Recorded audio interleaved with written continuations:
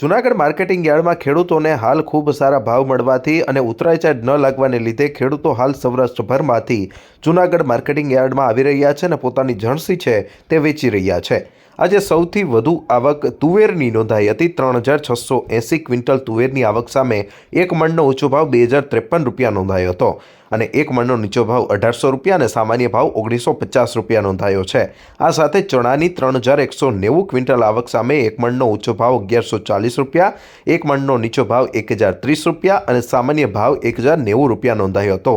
1783 quintal ટુકડા ઘઉંની આવક સામે એક મણનો ઊંચો ભાવ 623 રૂપિયા નોંધાયો છે, જ્યારે એક મણનો નીચો ભાવ 440 રૂપિયા અને એક મણનો સામાન્ય ભાવ 480 રૂપિયા નોંધાયો છે।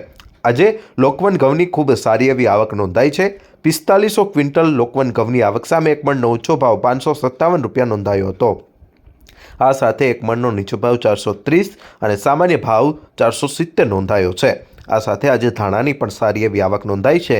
ધાણાની 2160 ક્વિન્ટલ આવક સામે એક મણનો ઊંચો ભાવ 2050, એક મણનો નીચો ભાવ 1250 અને સામાન્ય ભાવ 1500 નોંધાયો હતો। આ વખતે જીરુની સામાન્ય આવક થઈ રહી છે, ત્યારે જીરુની 158 ક્વિન્ટલ આવક સામે એક મણનો ઊંચો ભાવ 5100 નોંધાયો છે। આ સાથે અત્યારે હાલમાં મગફળી, સિંગફાડા, સોયાબીન, મેથી અને સૂર્યમુખીની પણ આવક નોંધાઈ રહી છે। આજે સૂર્યમુખીની 1 ક્વિન્ટલ આવક નોંધાઈ હતી અને સામે ઊંચો ભાવ, નીચો ભાવ અને સામાન્ય ભાવ 600 રૂપિયા નોંધાયો હતો। આ વખતે સોયાબીનની પણ સારી એવી આવક નોંધાઈ રહી છે।